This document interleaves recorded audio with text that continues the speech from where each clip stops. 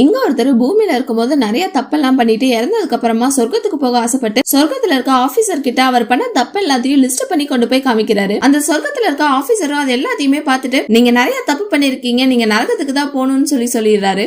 அவரும் ப்ளீஸ் நான் உங்களுக்கு கெஞ்சி கேக்குறேன், என்ன எப்படியாவது சொர்க்கத்துக்கு அனுப்பிடுங்க, நான் பண்ணது எல்லாமே தப்பு தானே கெஞ்சி கேக்குறாரு. அந்த சொர்க்கத்துல இருக்க ஆபீசர் உடனே உங்களுக்கு என்ன இப்ப சொர்க்கத்துக்கு தானே போகணும்னு சொல்லி அவரை கேட்டுட்டு வேணுனே அவரை டார்ச்சர் பண்ணிட்டு இருக்காரு. அவர் படுற கஷ்டத்தை பார்த்து சிரிச்சுக்கிட்டே இருக்காரு. அப்ப தெரியாம டக்குன்னு கீழே விழுந்துறாரு. அவர் பின்னாடி ரெக்கைகள் இருந்தாலுமே அவர் குண்டா இருக்கிறதுனால அவரால் மேல பறக்கவே முடியல. அவர் கஷ்டப்பட்டு கொஞ்சம் தூரம் மேல வந்து மேல இருந்தா அந்த நரகத்துக்கு போக வேண்டியவங்க கிட்ட ஹெல்ப் கேக்குறாரு. அவன் மட்டும் அவரை காப்பாத்தாம இருந்திருந்தா நேரடியா சொர்க்கத்துக்கு யாரோட பர்மிஷனும் இல்லாம போயிருக்கலாம். ஆனா அவன் அதை பத்தி எதையுமே யோசிக்காம அவருக்கு கை கொடுத்து ஹெல்ப் பண்ணி அவரை மேல கூட்டிட்டு வரான். இவரும் மேல வந்து உட்கார்ந்துட்டு அவன் அவரை காப்பாத்திருக்கான்ற ஒரு துளி நன்றி உணர்வு கூட இல்லாம அவனை டக்குன்னு கீழே தள்ளி விட்டுறாரு. கீழே போனவன் ஒரே செகண்ட்ல ரெக்கெல்லாம் முளைச்சு ஏஞ்சலா மாறி வரான். அவனும் அவன் ஆசைப்பட்ட மாதிரியே சொர்க்கத்துக்கு போய் ரொம்ப சந்தோஷமா இருக்கான். கடவுள் அந்த ஆபீசர் பண்ண தப்புக்காக அவரை நரகத்துக்கு அனுப்பி விட்டுறாரு. கடவுள் அந்த ஆபீசருக்கு கொடுத்த தண்டனை சரியா தப்பான்னு கமெண்ட்ல சொல்லுங்க.